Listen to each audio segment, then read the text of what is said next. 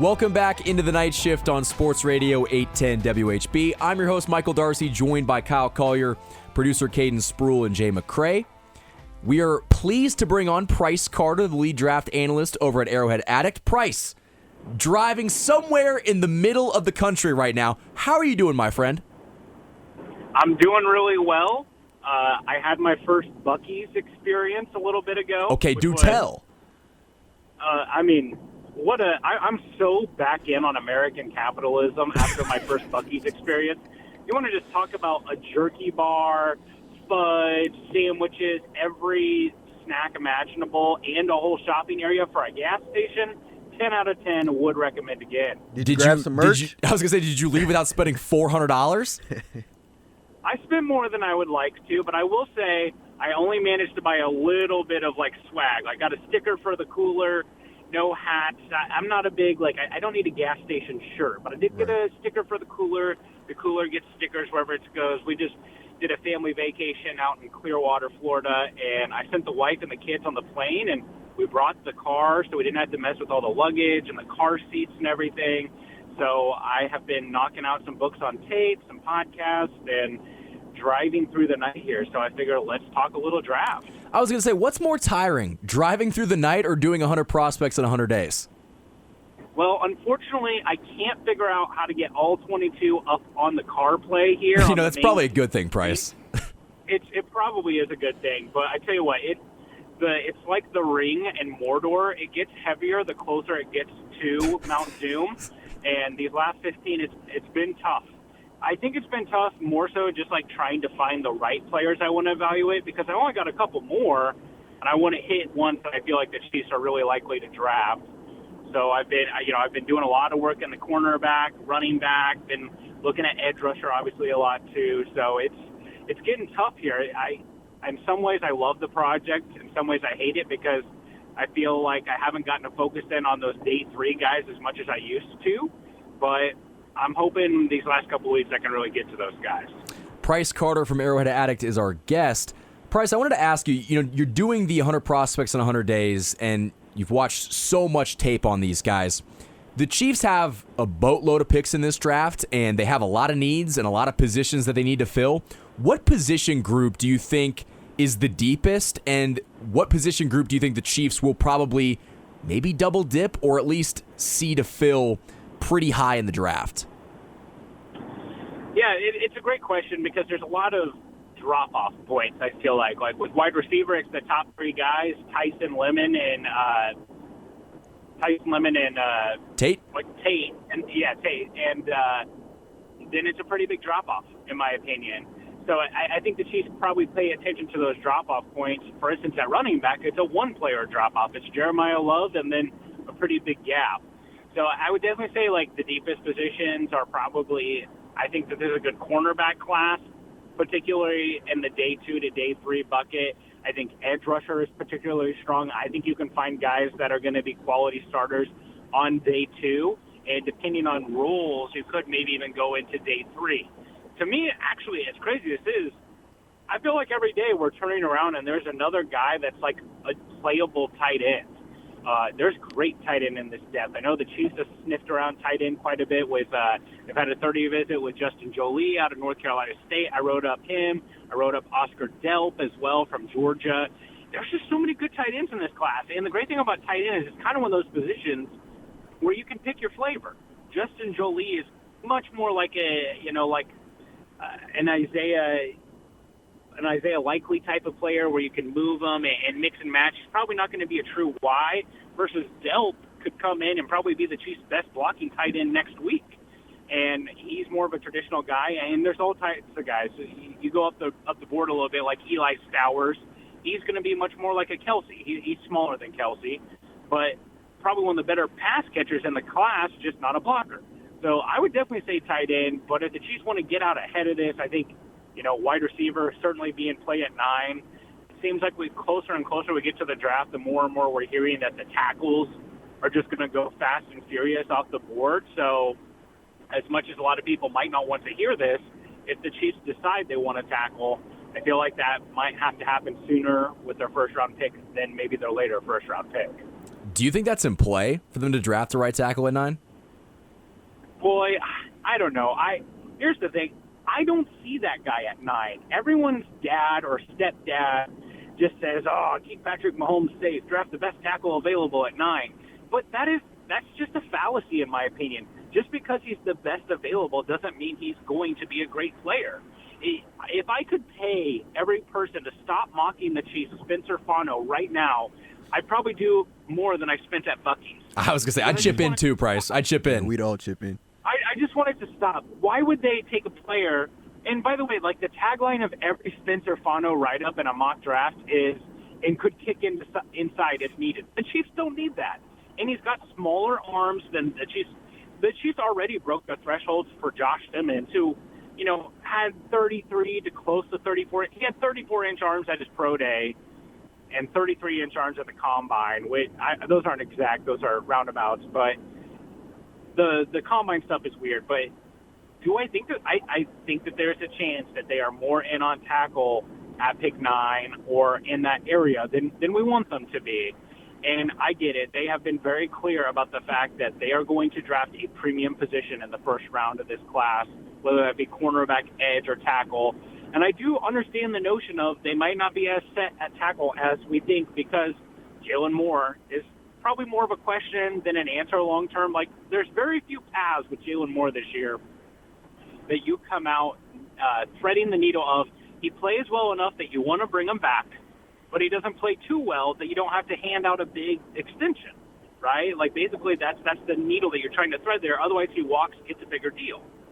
So do they want to try to go for a right tackle? My problem with it is particularly at pick 9. I think Maui Noah is probably the best tackle prospect in this class, but that's factoring in the fact, too, that, hey, he could pick inside, too. He's got some length concerns. I've comped him to Talisa Fuaga, who came out of Oregon State a couple years ago. He's kicked to the right side for the Saints, but he's stayed at tackle. I cannot get behind Fano, as we talked about before, a guy who was taking snaps at the combine. And then I've seen some buzz for Monroe Freeling, who has nice movement skills, but I think Josh Simmons was a better tackle prospect than Monroe Freeling. Freeling's got some rough tape out there. He doesn't have the anchor that some of the other tackles do. If the Chiefs were to be in on a first-round tackle, I would be much more in on it at pick 29. If that's going to be Max Ihanicher from Arizona State, who's only been playing football for about 3 years and is just kind of still a raw guy, but the pass protection is really good. Probably my favorite name for them is Blake Miller out of Clemson. This guy who started about 45 games in his career at Clemson, almost all of them on the right side, nice long arms, kind of the captain of that offensive line. He'd probably be my favorite fit, but I keep hearing that people are connecting the Chiefs to Caden Proctor. And Caden Proctor out of Alabama, he's their type of guy. Reminds me a lot of Orlando Brown because he's just a massive human. But he's only ever played on the left side, which makes me a little bit nervous about what the Chiefs think of Josh Simmons, whether that be they're moving him to the other side or maybe there's more to the story than we know. But, yeah, I do think that tackle, whether we like it or not, could be a real option for them. Well, Price, I think that's the frustration from fans is that there really isn't that can't-miss tackle prospect. If we're talking about a Joe Alt available at 9, I think you'd be a lot more comfortable with the possibility of him ending up as a Chief. But, you mentioned it, there really isn't that definitive right tackle prospect. Anytime we're talking about a tackle prospect and the first thing in that paragraph is that he can kick in at guard, I immediately don't want him. He's a guard. Like, we don't need him. And they have too many guards as is right now. I think you're spot on that there is more smoke around this tackle situation than I think we would all like there to be. But Caden? Yeah, Price, there's been a lot of hype over Jamad McCoy over the last couple of days after his pro day results. I wanted to get your thoughts on, do you think there's a chance, or where do you think that he's graded at currently? Is he a first-round guy, back half, maybe early second round, or do you think there's a chance that he falls to the Chiefs, and would you be fine with taking him? I think this is actually, Caden, this is a great question to tie into what we were just talking about, too. I think it would behoove the Chiefs a little bit to have smoke around them, be around tackle, because I think the Chiefs honestly would probably like to get out of pick 9 unless maybe their top 2 or 3 guys are there, like a Reuben Bain or something like that. So if there are teams kind of jockeying up the board for a tackle, Nick 9 could be a great place to do that if a team wanted to come up and get Freeling or Fano, and they could kick back. And then, yeah, I think in that, that 12, 13, 14, basically I think the Bengals, the Cowboys, not so much the Rams anymore, maybe the Ravens, that's a cornerback sweet spot. And it's going to feel very reactionary with McCoy because we have seen him fall pretty far in mock drafts and on the consensus big boards, but that's because we literally had nothing to go off of. He tore his ACL very early in the season. He didn't play any football this year, but you go back and look at the 2024 tape, which I did on my prospects project, it's easily some of the best cornerback tape, if not the best cornerback tape in this class. And I think the difference between him and Mansour Delane's tape in 2025 and the stats and everything are very, very good. I think Delane's 25 is probably just a tick better than McCoy's 24.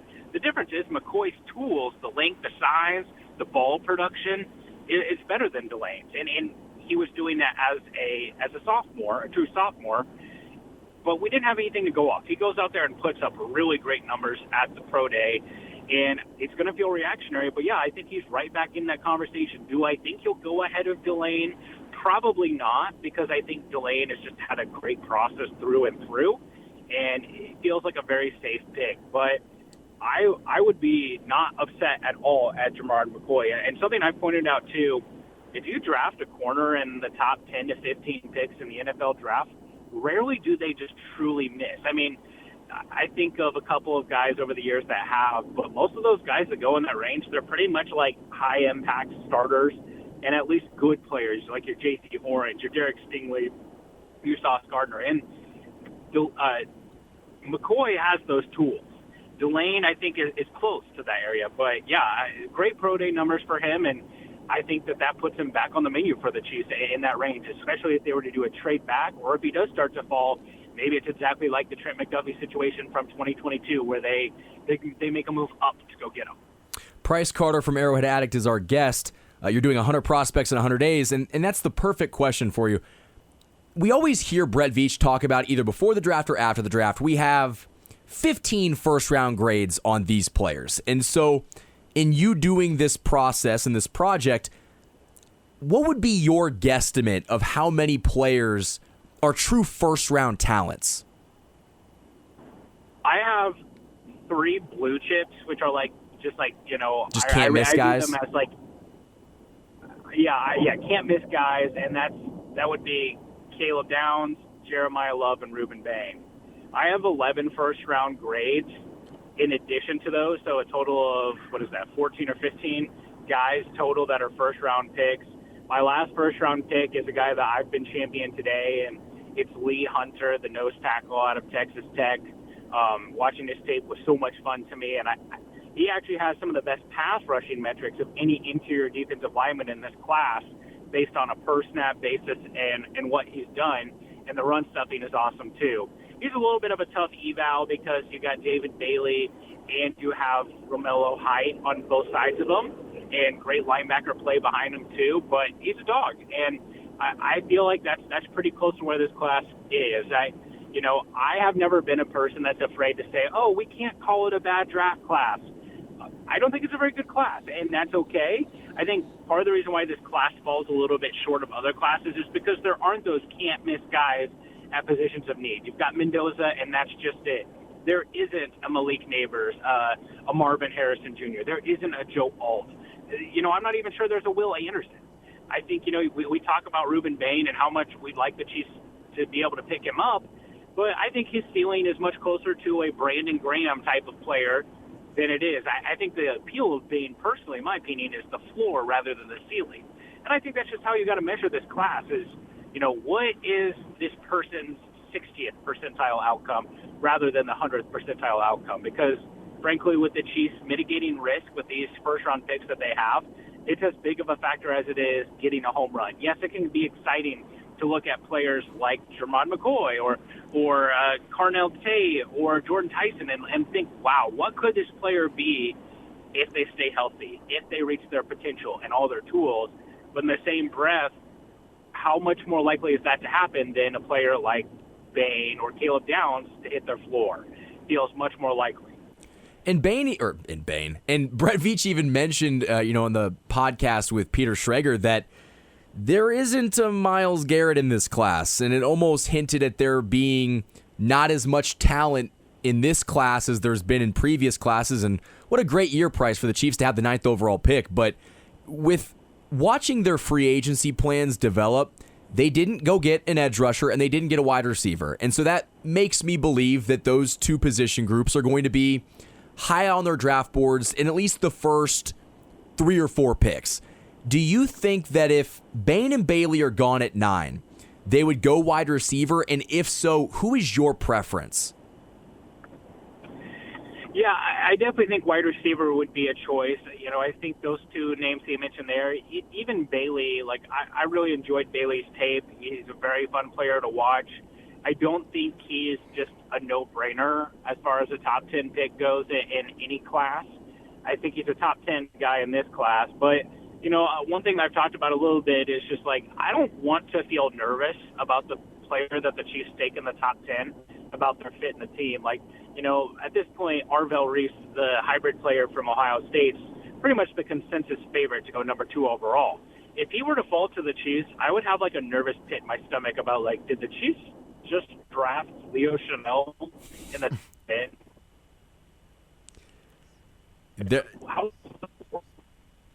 Price, you're breaking up a little bit, but there is that concern that Arvell Reese, the measurables are off the charts, but at the same time, you watched his pro day and he lacked a little bit of the bend that you would want. Yeah, for me, I think Lemon makes a little bit more sense for them.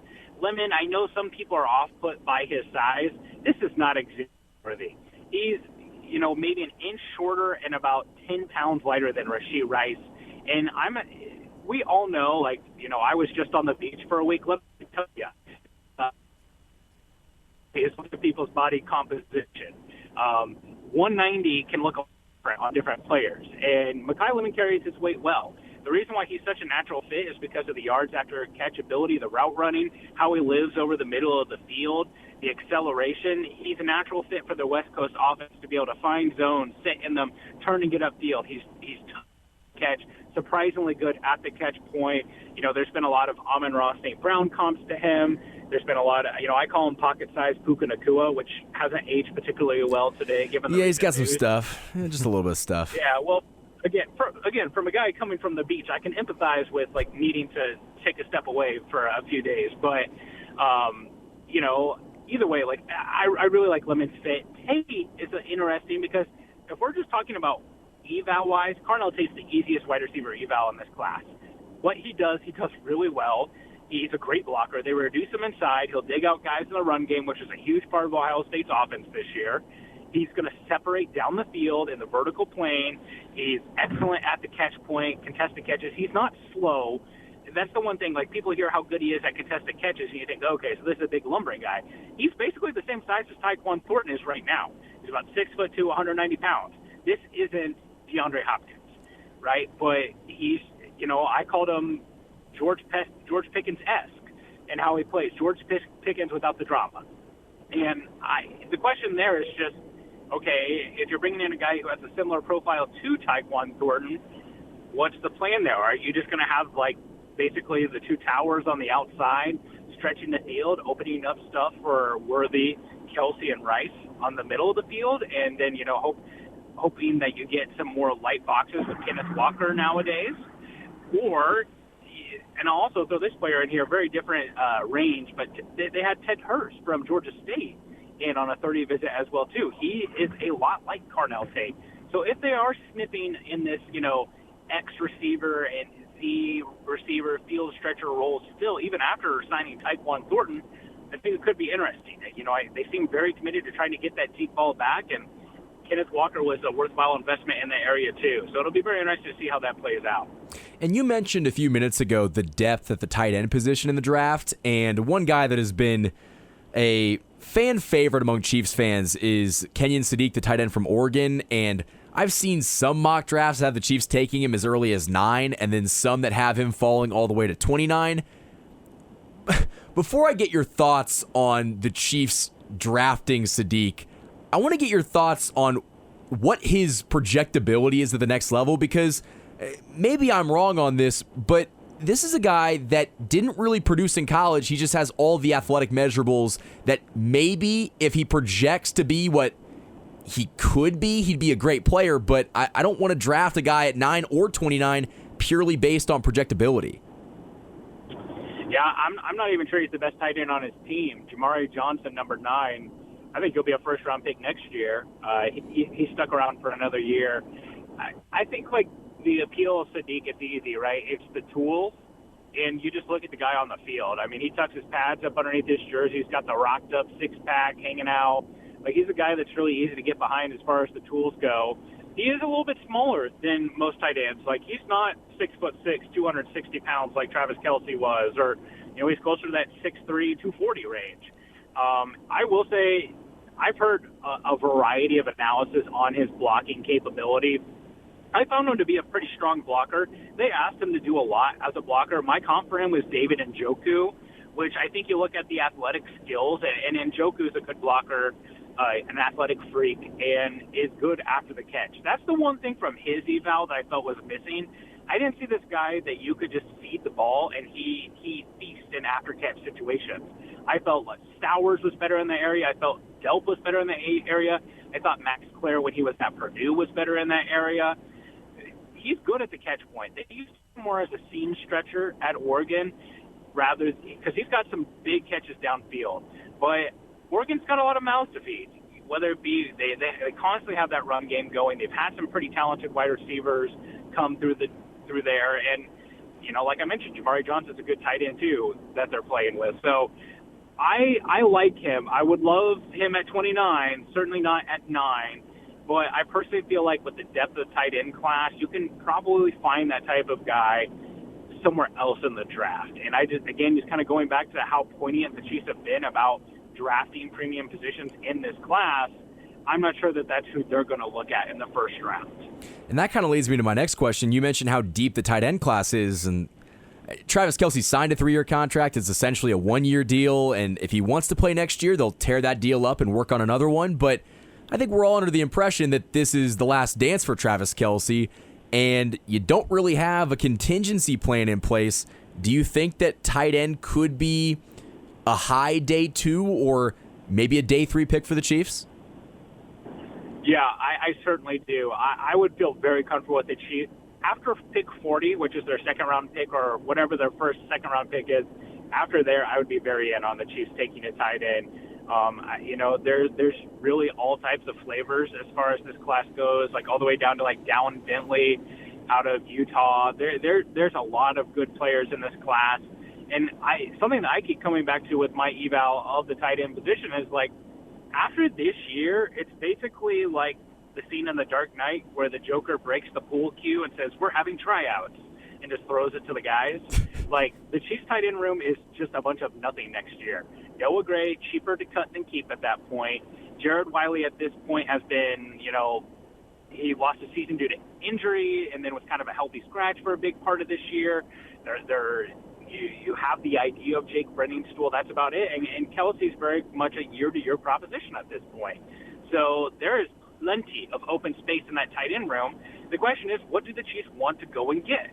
Like I said, Justin Jolie, a guy from NC State, he's much more like what Kelsey is in his role, right? Like, he's a guy who can block, but more of the times he's blocked, it's going to be as a puller or a sweeper. He's not going to put his hand on the line of scrimmage and be a guy you can ask to just straight up pass pro. And they've sniffed around guys like Oscar Delp, who is a true Y. I think Noah Gray's regression this past year, not just as a pass catcher, but also as a blocker. And let's keep in mind, too, like when Noah Gray was drafted, people were like, hey, could this guy maybe be a potential fullback hybrid, like an H-back? Now, he's done well for himself given what he came in as, but I think that the Chiefs definitely got to look at that. I personally am going to be a big advocate of them getting a real blocking tight end, because right now the modern NFL tight end, the guys who are having a lot of success in the league, whether it be a Trey McBride or, you know, George Kittle or the kid from the Packers, Tucker Kraft, those guys can block. And if the Chiefs want to get serious about improving their run game, why not improve it by a guy who's going to be blocking in the run consistently? you want to talk about being in on tackle or extending Creed Humphrey and Trey Smith, how about the guy who's blocking for that running back half the time actually be a good blocker instead of a converted quarterback? And they can't continue to have no blockers that are tight ends. Like, it's one thing for Travis Kelce being your top receiving threat, but then having like a Noah Gray, and in an alternate world, if Noah Gray's a good blocker, then maybe that kind of makes up for it. But they don't have a good blocking tight end on the roster. So to your point, I'd be open to them taking a tight end anywhere after that second round pick. But, a few more for your price. It's hard to say right now, and there's a lot of smoke around it, but what do you think the odds are that the Chiefs end up trading up in the first round, whether it's pick 9 or pick 29? What do you think the odds are that Brett Veach trades up? Interesting. I've done the math as far as what it would probably take for the Chiefs. I think 9 is really easy to talk about because you should just start looking at the teams. The Commanders are a team that does not have a lot of picks. Most of that due to the trade for Laramie Tunsil. If they wanted to trade up just slightly with the Commanders, they could do that, and maybe that's the Ruben Bain pick. Or maybe they're really crazy about Carnell Tate. The Browns also. The Browns are a little bit more interesting because, they have gobs of picks over the last couple of years. At some point, they got to use some of their picks. But again, if the Browns really love Spencer Fano or Monroe Freeling, which, offensive line's got to be the leading candidate for them, that's another spot that makes sense. You could probably get up there with their 2027 third that they got for Trent McDuffie or, something similar in value. 29, obviously, we've seen the Chiefs consistently trade up from the late 20s and early 30s to go get their guys. So obviously that feels much more likely. And, we kind of pointed out that situation earlier where it's okay, this is our last guy that we have on our board that we view as a true first-round pick. We're going to go get him. So if we're doing most likely, it's probably 29, but I could certainly see the situation at 9. What I don't see happening is the Chiefs getting really aggressive. I think the Cardinals might want out of their pick, again, because their positional needs just line up well with this class. But I don't see the Chiefs paying what it takes to get up to 3. Maybe I'm wrong, and I'll be happy to be proved wrong, but just look at what the Jaguars had to give up to go get Travis Hunter. It was steep. And that wasn't a huge move up either. Yeah, I'm not interested in doing that at all. Again, I would love the idea of a Ruben Bain in the Chiefs defense, but putting him in the context of what he is year over year, I don't think he's that type of guy that you go sell the farm for. I'm pro keeping all of their day 1 and day 2 picks in-house. Unless they get some offer that they just can't refuse, don't trade away those lottery tickets just to move up and maybe take somebody that could move the needle, but you've also got a lot of other holes on the roster that you need players to fill. So, Price, my last question for you, tell me who the Chiefs are picking at 9, or tell me the position group the Chiefs will take at 9 and at 29. I feel like it's tough. If I had to put the mortgage on it, I would say 9 is either going to be wide receiver or corner, which, is a little aggressive, but I think 29 will, the leading candidate has to be edge. And then maybe corner again. I don't think they'll double up on corner, but if they go wide receiver, then corner. That's in this class. I just keep coming back to how much I like the second wave of edge rushers. And we can throw all different names out there: T.J. Parker, Malachi Lawrence, Zion Young, Keldrick Folk, Cassius Howell. Guys that are, yeah. Not so much Cassius Howell. Okay. I'm very not. He's a Kansas City kid. It's a very cool story. I wish him well. He's just a very low-level fit for the Chiefs and has shorter arms than Ruben Bain and cannot stay on the field against the run and mostly disappeared against higher-level competition like Miami, some of the other big SEC opponents that they played. He was kind of a no-show in those areas. So he's not a favorite of mine for that area. That's still good to know, though, that there is depth along that second wave of defensive ends. For sure. And I think that the Chiefs might be wise to take advantage of that. I wouldn't even be opposed to them doubling up. If they do 9 and 40 or something at the edge position, because, that's the dirty little secret. It's hey, we don't have to play George Karlaftis 78% of the snaps every year. George Karlaftis could be a little bit more of an effective player if you actually had players you felt could rotate him consistently. So I'm definitely in on that idea. That's Price Carter, the lead draft analyst over at Arrowhead Addict. Price, it was a pleasure to get you on the show. Drive safe, my friend, and don't stop at any more Buc-ee's. Yes, thank you. Thank you for keeping me company. Well, hey, it was a pleasure. Again, Price Carter, the lead draft analyst over at Arrowhead Addict. He is doing 100 prospects in 100 days, getting close to the end of that, but we'll definitely have to have you on before the, before the draft, but in the next couple weeks.